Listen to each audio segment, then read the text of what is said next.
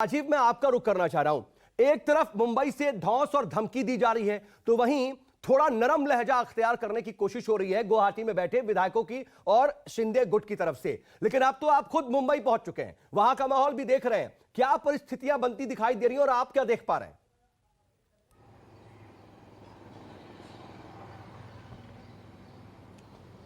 देखिए सऊद, धीरे धीरे एक हफ्ते हो गए जब ये शिवसेना के बागी विधायक एकनाथ शिंदे के नेतृत्व में पहले सूरत गए और उसके बाद गुवाहाटी गए। आप देखिए, आप पहले भी ऐसी घटनाएं घटी हैं, पहले भी पार्टियों में ऐसे तोड़फोड़ हुई है, सरकारें गिरी हैं, पतन हुए। लेकिन महाराष्ट्र में जो घटनाक्रम हो रहा है वो बिल्कुल अलग है। न तो उद्धव ठाकरे का आक्रामक तौर पर कोई इस्तीफा मांग रहा है, कोई भी पॉलिटिकल पार्टी जो विपक्षी पार्टी है वो भी, राज ठाकरे की पार्टी या जो गुवाहाटी में बैठे एमएलए हैं वो भी बहुत आक्रामक तरीके से, कभी किसी ने ये नहीं कहा कि तुरंत इस्तीफा दें, उद्धव ठाकरे सरकार अल्पमत में आ गई है। हर तरफ से इस तरह की बात आ रही है कि असली शिवसेना हम है। सवाल इस बात का नहीं है कि उद्धव ठाकरे के पास मुख्यमंत्री की कुर्सी रहेगी कि नहीं रहेगी। सवाल अब इस बात पे आ गया है कि शिवसेना ठाकरे परिवार की है फिर, या एकनाथ शिंदे उसके नेता बनेंगे। और सबसे बड़ी बात यह है कि कहते हैं ना, दूध का जला छाछ भी फूक फूक कर पीता है। कुल मिलाकर के बीएमसी का अब से कुछ दिन बाद, मुश्किल से 2 महीने के बाद बीएमसी का चुनाव होना है और वो बड़ा चुनाव है। बीजेपी और सारे पॉलिटिकल पार्टीज उसको लड़ती है और एक तरह से मुंबई का जो पब्लिक ओपिनियन है उस चुनाव से सामने आता है। और उसके ठीक 2 साल बाद महाराष्ट्र के विधानसभा चुनाव भी होने हैं। बीजेपी भी पूरा तौल रही है, पूरा दम लगा रही है, ठोक रही है, नाप तौल जिसको कह रहे हैं कि अगर एकनाथ शिंदे के गुट के साथ वो जाते हैं और 40 विधायकों के साथ जाते हैं तो फिर इन्हीं के साथ 2 साल बाद सरकार अगर बन जाती है तो फिर इन्हीं के साथ उनको चुनाव के लिए भी जाना है। आपको मालूम है कि शिवसेना से बगावतें तो बहुत हुई, 3 बगावत हुई है, नारायण राणे की, छगन भुजबल की और राज ठाकरे की।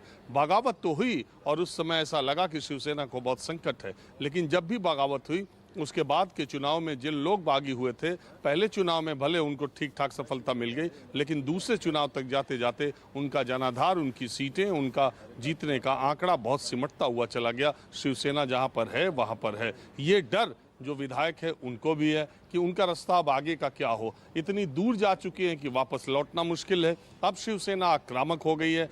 मुंबई के भीतर शिवसेना का जो प्रभाव है वो आक्रामक है ही। और दूसरी बात है कि जो चुनाव अभी 2 महीने बाद, 2 साल बाद होने, तो सारे जो विधायक हैं मुझे लगता है कि वो नाप तौल कर रहे हैं और बीजेपी भी इसमें कोई बहुत जल्दबाजी नहीं दिखा रही है। तो ऐसे में मुझे ऐसा लगता है कि कल की बैठक के बाद शिवसेना ने गुवाहाटी में बैठे एमएलएज के लिए अब आक्रामक रुख अख्तियार करने का फैसला किया।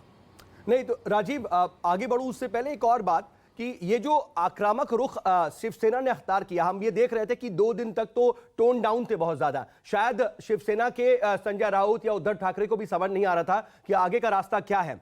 लेकिन शरद पवार से मुलाकात हुई, उसके बाद बहुत अलग तरीके का अप्रोच अख्तियार किया गया और अब हमलावर हैं। लेकिन क्या ये जो धौंस और धमकी है, ये हमलावर रुख है, शिवसेना को कुछ मदद कर रहा है और शिंदे गुट को कहीं बैकफुट पर ला रहा है क्या? आप क्या देख रहे हैं?